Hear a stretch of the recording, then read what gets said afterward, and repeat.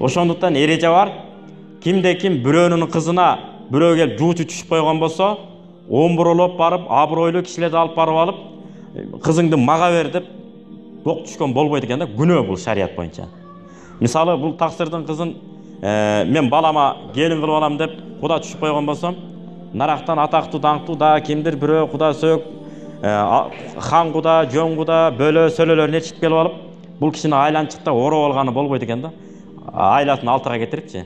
Кызыңды мага бер, мына алым десең алым, кары десең кары, илим десең илим, тиричилик десең тиричилик, кыскасы ырдайт десең ырдайт, төгөт десең төгөт дегенде бирдемкелерди кошуп ташып көркөмдөп, буну айласын кетирип кызды эптеп бузуп алып кеп калган болбойт экен. Ким менен биринчи макулдашкан болсо, макулдук болуп кетсе үйлөнүп кетиш керек экен, болбой калса анан кийинкилер эмне кылыш керек экен?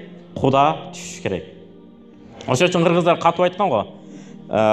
Кыз тараптын эмне деп коет? Хан куда дейт да көбүнчө. Сиздерге кулдугубуз бар десе, ал кыздын атасынын жооп бергенин караңыз. Кулдугуң Кудайга болсун дейт.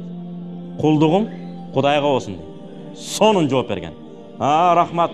Ошондой эле болсун деп эч ким айтпайт да. Эми тарыхты санжыраны окуп алса, рахмат деп туруп калышы мүмкүн. Сал сананы, эрежени билген болсо эмне дейт? Кулдугуңуз Кудайга болсун дейт. Анткени кул деген сөз колдонулат да. Кудай сактасын, мусулман капырдын ортосунда согуш болуп кете турган болсо, кул ээлөөчүлүк деп коет. Бул менин кулум, тигинин кулу деп айтылат. Бирок ошентсе дагы эмне дейт? Кул катары кызмат кылганга даярмын деген сөз да. Ошо мааниде эле айтты. Бирок тиги шариятка тууралап коет, эмне дейт? Кулдугуңуз Кудайга болсун деп коет.